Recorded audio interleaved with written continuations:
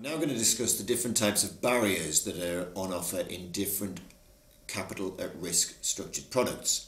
So this is the level at which the underlying measurement, the underlying index can fall before you are likely to give rise to a loss of capital.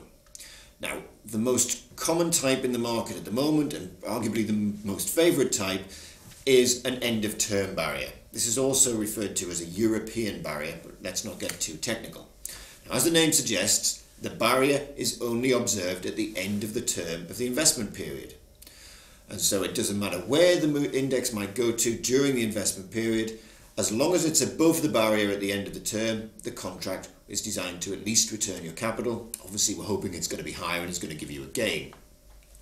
Now, you might also have an intra-term barrier. This means that that barrier could be breached during the term of the investment. So let's call it a 50% intra-term barrier. The FTSE 100 index at the end of the investment term could end up 10% lower, but because it had broken through 50% barrier during the term, then ultimately it means your barrier is being breached, your index is lower at the end, and therefore the contract might give rise to a 10% loss.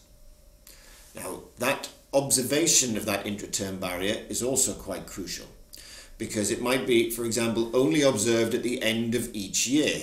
Now, that's almost as good as an end of term barrier, certainly not as good, or it might be observed only once a quarter, or it might be observed at close of business on every day, a full term daily close barrier. If it is, however, observed throughout the term, every 1 second position, i.e. it's an intraday barrier, it means that whatever the low of that index was during the investment term, that dictates whether your barrier has been breached.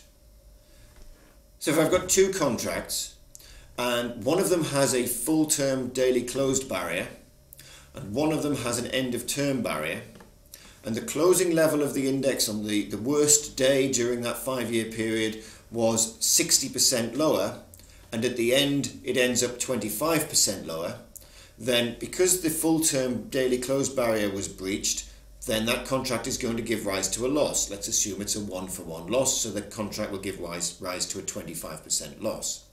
However, for the end of term barrier, it makes no difference what happened during the term, and so you wouldn't suffer a loss under those contracts. Now, if you have a contract that's linked to two indices, it's very often the worst performing of those two indices that counts.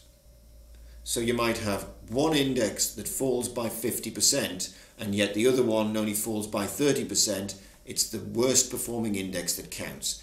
And it's often the worst performing index that counts as to whether a barrier has been breached, and then the worst performing over the term that dictates as to whether there is actually a capital reduction.